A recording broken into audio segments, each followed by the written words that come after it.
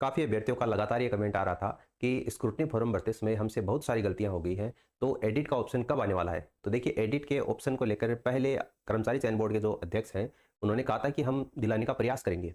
लेकिन अब इनके लक्षणों से लग रहा है कि अब स्क्रूटनी फॉर्म में एडिट का ऑप्शन है वो नहीं आने वाला है। आप यहाँ पर देख सकते हैं स्क्रूटनी फॉर्म के एडिट का जो ऑप्शन है वो नहीं हो रहा है। आप डीवी यानी डॉक्यूमेंट्स वेरिफिकेशन के समय अपना जो करेक्शन है वो एफिडेविट के साथ में संबंधित विभाग को बता सकते हैं। यानी स्क्रूटनी फॉर्म भरते समय अगर आपसे कोई गलती हो गई है तो आप एक एफिडेविट बनवा लेना, और एक ही एफिडेविट बनवा लेना, और उस एफिडेविट में एक ही जो आपका पेज है एफिडेविट का, यानी 50 रुपये के स्टाम्प पे आप लिखवा लेना। उसमें इस तरीके से नंबरिंग कर लेना, जैसे जो जो आपसे गलतियां हो गई है ना, वहां पर लिख देना कि निम्न प्रकार की हमसे गलतियां हो गई है स्क्रूटनी फॉर्म भरते समय। उसमें फिर पॉइंट लगा देना 1 2 3 4। अब जैसे यहाँ पर पॉइंट लगा देना कि 10th की मार्कशीट में पिताजी का नाम है, वो आपका कुछ भी है, जैसे मदन लाल है, तो स्क्रूटनी फॉर्म में भरते समय आपने मदन लाल के बीच में स्पेस है वो नहीं लिखा था, तो आप वहाँ पर वो गलती है वो मेंशन कर सकते हैं। जैसे आधार कार्ड में जो पिताजी का नाम है उसमें स्पेस नहीं है, ठीक है, आधार कार्ड में आपकी जो डेट ऑफ बर्थ है उसमें मिस्टेक है, तो वो आप यहाँ पर मेंशन कर देना। मूल निवास प्रमाण पत्र में कोई मिस्टेक है तो आप यहाँ पर मेंशन कर देना। मेरी सर्टिफिकेट आपका बना हुआ नहीं है तो आप यहाँ पर मेंशन कर देना। कहने का मतलब है जितनी आपसे गलतियाँ हुई है वो गलतियां आप एक एफिडेविट बनवा लेना और उस एफिडेविट में मेंशन कर देना। तो ये आलोक राज जी के द्वारा अभी अभी अपडेट आया है कि स्क्रूटनी फॉर्म में जो एडिट का ऑप्शन है वो नहीं हो पा रहा है, ठीक है।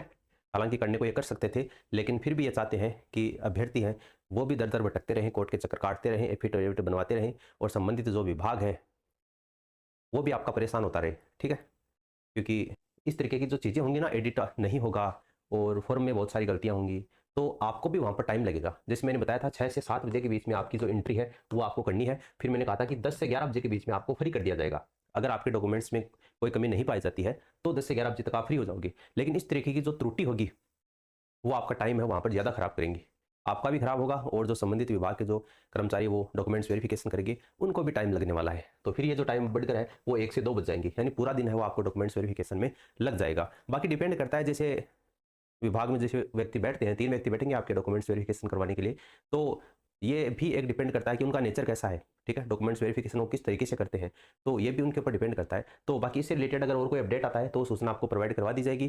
फिर से कहूँगा, जो जो गलतियाँ आपकी स्क्रूटनी फॉर्म भरते समय हो गई है उनका एक एफिडेविट बनवा लेना और वहाँ पर गलतियाँ मेंशन कर देना। एक ही एफिडेविट बहुत है, ठीक है, बार बार पैसे देने की आपको आवश्यकता नहीं है। बाकी अगर स्क्रूटनी फॉर्म भरते समय आपसे गलतियाँ हो गई हैं तो वो सारे कमेंट आप नीचे कमेंट सेक्शन में लिख देना।